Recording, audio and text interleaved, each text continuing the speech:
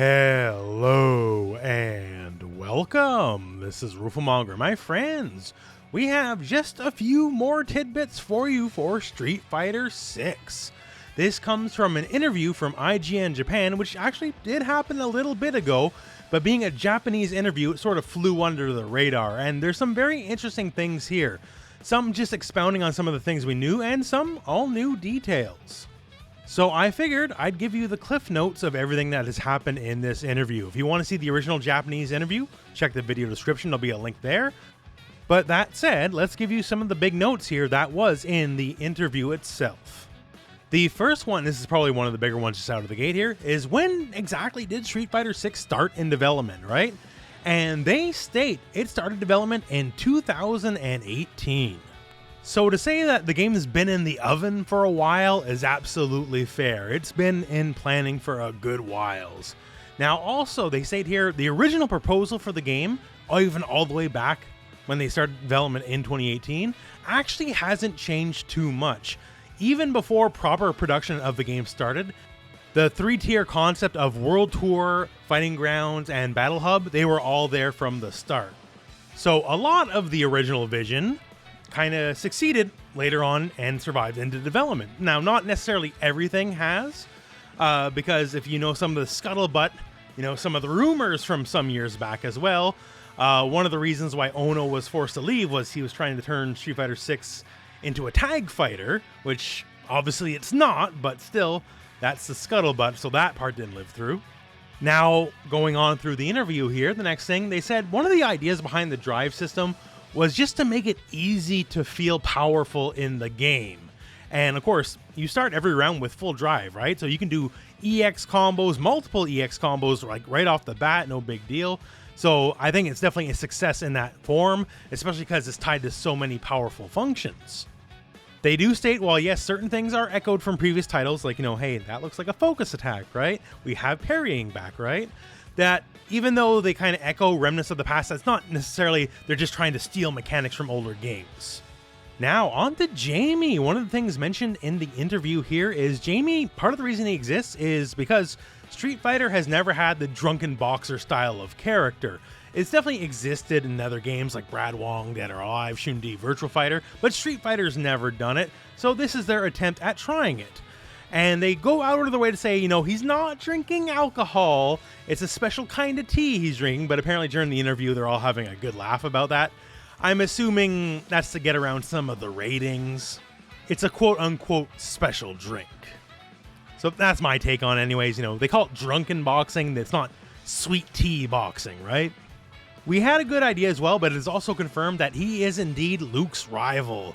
Luke is the quote-unquote hero of the game, and we'll talk more about that in a minute. So Jamie is the Ken to Luke's Ryu, basically.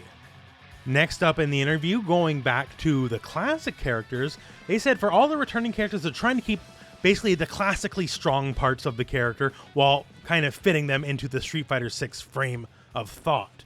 So someone like Ryu. Ryu has what is effectively his V-Trigger 1 in Street Fighter 5 as a regular move, as an install, right? Just down in a button, he goes in install state, and he gets properties like his V-Trigger 1. So they want the characters to feel strong. They want to maintain certain things they've had in the past that are powerful. The fact that Ryu has a self-install, the fact that he has a new move, right? These things bode very well. Chun-Li has a stance. She can do multiple crazy things from Guile has this whole perfect charge mechanic, right? So it makes you think, how far and how crazy are they willing to go on the other returning characters?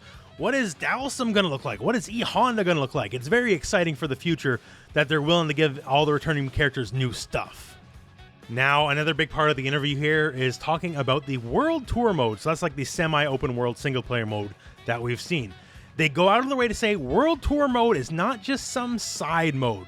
They consider a full single-player game's experience worth of content. This isn't some cheap distraction for a couple of hours. This is apparently going to be the real deal. The other modes, they also feel much the same, and Fighting Ground is proper Street Fighter, so sure enough, right?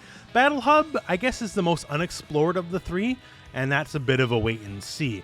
And yes, World Tour is a lot more than just Metro City, right? It's World Tour. You're going to be going around the world.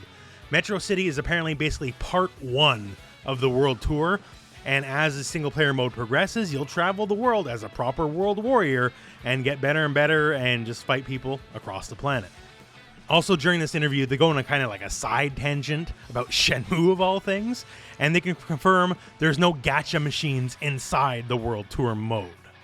And finally, just kind of talking about Street Fighter itself, they say they're very faithful to the history of the franchise itself while expanding from the starting point of Third Strike. So I'm assuming with the end of Third Strike, the defeat of Gil, all that kind of stuff, is basically the quote-unquote start point of Street Fighter 6. We have very little details about the actual plot, but there you go. And also, they confirm Ryu is not the protagonist, just like Third Strike. Street Fighter 3, Alex was the protagonist of the series, and Ryu, well, he was just kind of on the side, right? Now, Ryu will definitely be like on the front of the box. He'll be ahead of the marketing. He's still going to be the most famous character, but Luke is definitely the protagonist this time around. And just to call it right here, right now, this is me talking, not the interview, but just to call it, you know, Luke, just like Alex, is never going to be more popular than Ryu. That is just the breaks. That is just how it's going to be. Now, on the general Street Fighter note, they are also incredibly conscious of trying to reach a more casual audience. Hardcore audience is great. We'll play the game anyways. You honestly don't need to sell to us. We're going to buy the games no matter what. But the casual audience has to be reached. Street Fighter needs that global, broad appeal again, and that is one of the things they're reaching for. Their intentions with Street Fighter 6 is to make it a game for all kinds of players, not just the super hardcore. So Johnny Casual, this might be their first fighting game ever. The game is just as much for him as it is for someone like me who's been doing this for 30 years. And honestly, especially for a game that says Street Fighter on the box, that's the best way to do it. Street Fighter is for everyone. And that's it for this interview specifically. Once again, it's a little bit older, but it kind of flew under my radar. If it flew under my radar, probably flew under yours as well. You can find a direct link to it in the video description. And for Street Fighter 6, when's the next time we're going to be hearing about it? Well, in a few days from the time of me making this video, it will be at the Japan Expo in Paris starting July the 14th. And there'll be a playable demo there of, I'm assuming, the same older builds, but we don't know for sure. Street Fighter 6 will also be at the San Diego Comic-Con. That starts July the 21st. And on top of the build being there on the show floor, apparently anyone can go and play. So if you're going to San Diego Comic-Con, go play Street Fighter 6, right? There is also a developer panel there. So I don't think there's going to be any reveals or anything like that. They're going to save all that kind of stuff for EVO, right? And EVO is not too far away now. It's less than a month away. But at the very least, there should be some very interesting insights from the developers themselves about the game. So if you're looking for your next Street Fighter 6 fix, those two are the next two places. And obviously EVO in August will be where all the big stuff goes down. That we'll probably get new character trailers, new reveals, hopefully a proper release date, and who knows what else. That all said, though, that's all the info I have for you right now on the Street Fighter 6 front. And that means, well, it's the end of the video, my friends. So thank you very much for watching. Hope this video has found you well, and go out and play some Street Fighter.